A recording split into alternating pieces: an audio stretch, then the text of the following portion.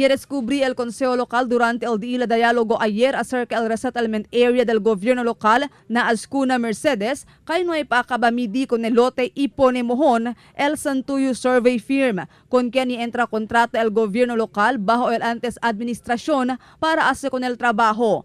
El cosa pa según makaestraña, amo si por qué o pakimodo, ya podía pagar completo el gobierno local con el mencionado survey firm, mas que no hay pa este akabamidi y pone mohon con el entero lugar.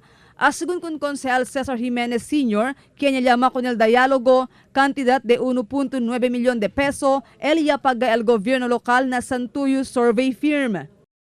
That seems to be the contract price, and if that was paid already, the total amount was paid already to the contractor, then there is full payment made. So we are looking into the record who certified that there was already complete work done as covered under the contract.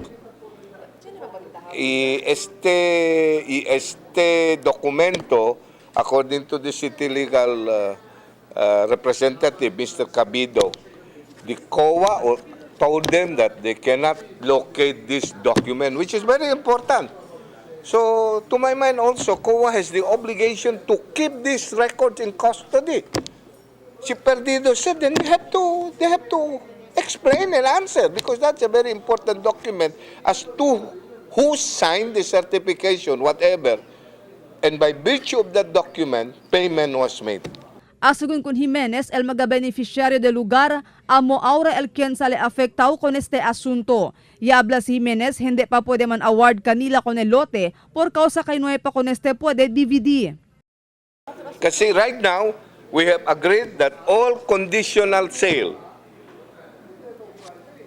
endorsed to the Sangguniang Panlunsod will not be acted upon by Sangguniang. That means we will not be able to give the authority to Her Honor the Mayor to sign conditional sale. Kanukere tamen kami kada na kompromiso di aton alkalde. Dali-dali kami otoridad para pirmale sa mga conditional sale. Ultimo ora, nuhay gali sa mga muhon alina. Ang dalil gente plantal casa, nung sabi to donde el muhon, último hora pedazo del casa, tala na otro lote, el pone a tu muhon después, na problema también kita.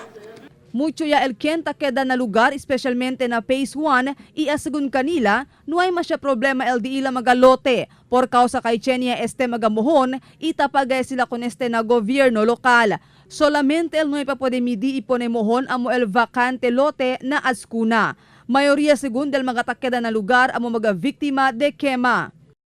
China todo. Este phase 1, como llama sila que phase 1 todo. China se mojan todo aquí. No hay ese problema. No hay más problema. El problema es el vacante. O ese vacante aquí, como no hay pues mojon, ya stop el survey kay amo gani. Sino do problema, sabi tayo kami kusa problema. Ya tarda ya este problema, pero con optimismo si Jimenez kay pwede pa siyempre aselagas el gobierno lokal con el mga kulpable na asunto. Sino po, there is a criminal liability there. Baka 20 annual prescriptive period. 2008 lang siya, 19, 11, 12, 13, 14, 15, 16. Na 8 years siya. Precisamente, we have to look into this. Baka man-prescribe ya. I hope not. Marifita Mayo, Dateline Zamboanga.